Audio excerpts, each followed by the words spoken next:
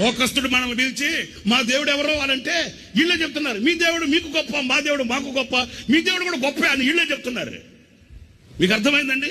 లోకానికి ఒకే దేవుడు, సృష్టికి ఒకే దేవుడు, ప్రపంచానికి ఒకే దేవుడు, సజీవుడైన దేవుడు తప్ప వేరొక దేవుడు లోకానికి ఇవ్వబడలేదు.